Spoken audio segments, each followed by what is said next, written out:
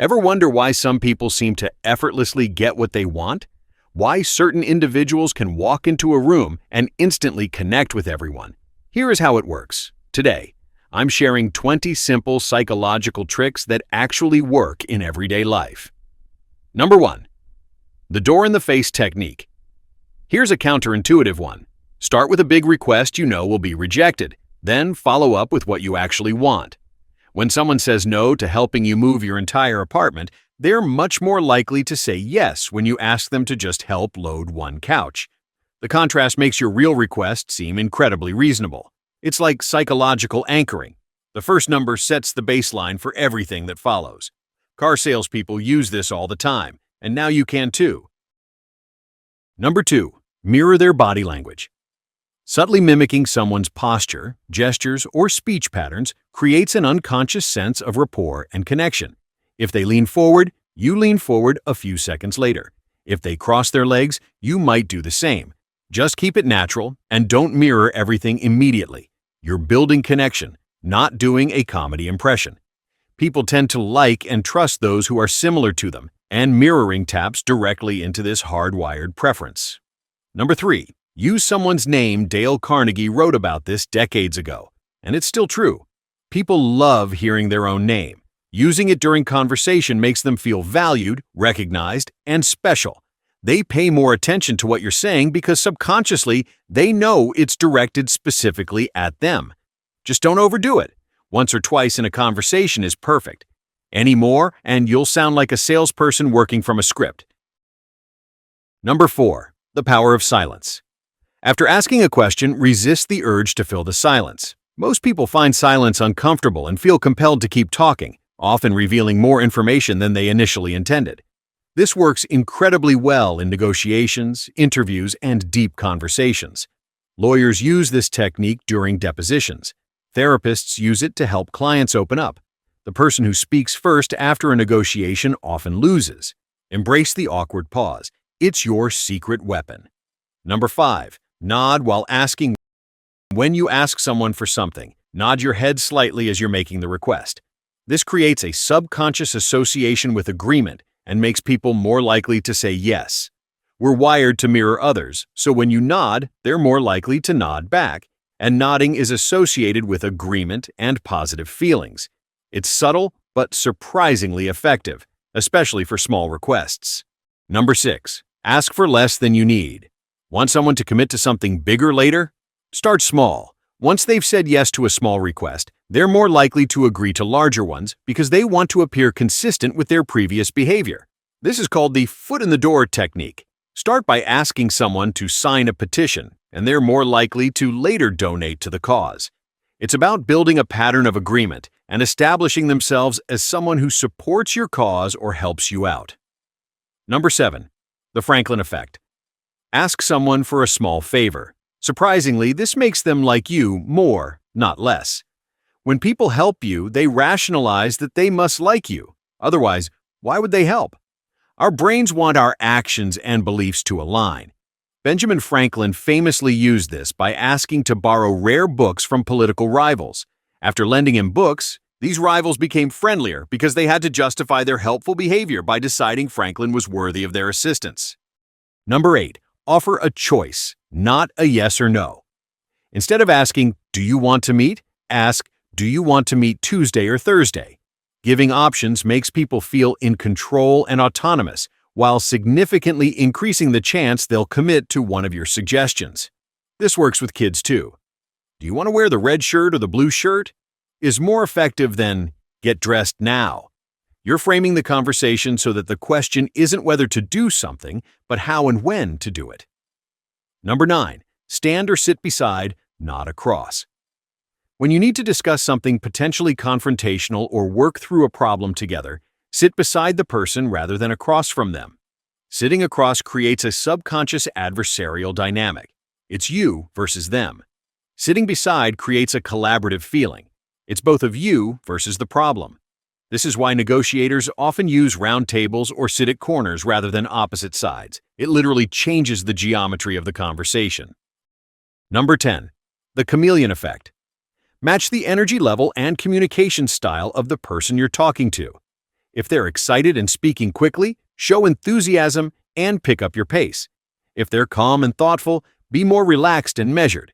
People connect more easily with those who operate on the same frequency. It's like speaking the same language, not just in words, but in tone, tempo, and energy. This doesn't mean being fake. It means being adaptable and meeting people where they are. Number 11. Lower your voice. When you want someone to really listen and pay attention, speak slightly softer instead of louder. People naturally lean in and focus more when they have to make an effort to hear you. It also conveys confidence. You don't need to be loud to be heard. People who are secure in their message don't shout. Think of how captivating a whispered secret feels compared to someone yelling information at you. Volume isn't power, intentionality is.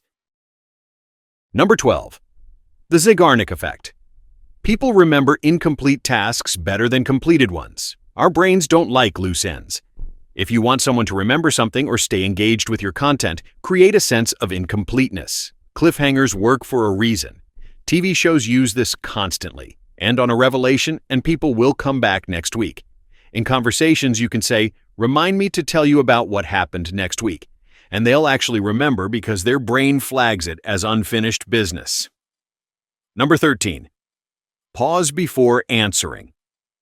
When someone asks you a question, pause for 2 seconds before responding. This makes your answer seem more thoughtful and considered and shows you're truly processing what they've said rather than just waiting for your turn to talk. It also makes you appear more confident and less desperate to fill silence. People who pause seem wise and deliberate. People who answer instantly can seem reactive or impulsive. Number 14. Warm drinks, warm feelings. Offer someone a warm beverage during a conversation or meeting. Studies show that holding something warm makes people perceive you as warmer, more trustworthy, and more approachable. There's a connection between physical warmth and emotional warmth in our brains. It's a tiny detail with a surprising impact. This is why coffee meetings are so effective. It's not just the caffeine, it's the warm mug in their hands creating positive associations. Number 15. The Tuesday-Thursday sweet spot. Want to schedule something important or ask for a favor? Avoid Mondays and Fridays. People are most agreeable and productive midweek when they're settled into their routine, but not yet thinking about the weekend.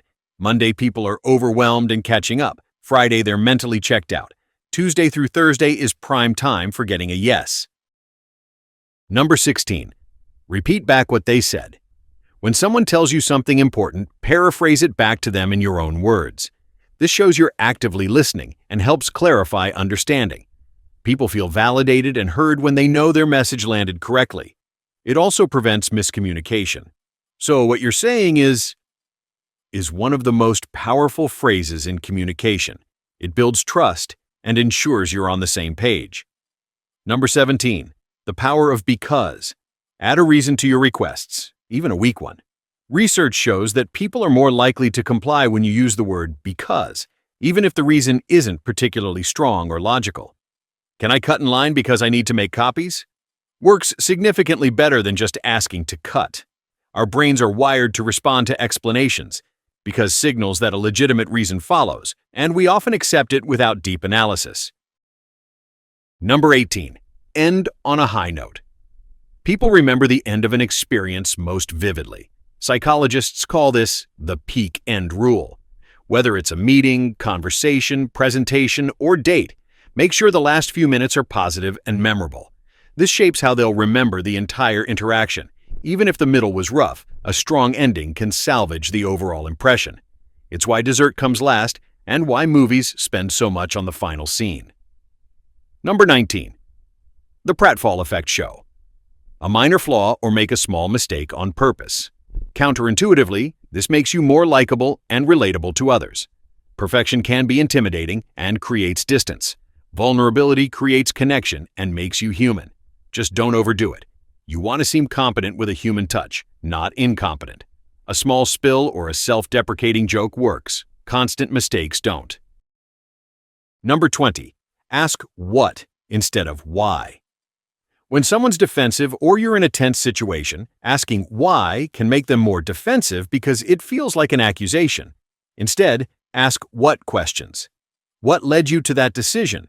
Feels exploratory and curious rather than judgmental. Why did you do that? Puts them in a position to defend themselves. It opens conversation instead of shutting it down. This single word swap can completely change the tone of a difficult conversation. There you have it, 20 psychological tricks you can start using today.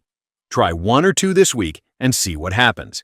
If this video helped you, hit that like button and subscribe for more psychology and communication content. Drop a comment telling me which trick you're most excited to try.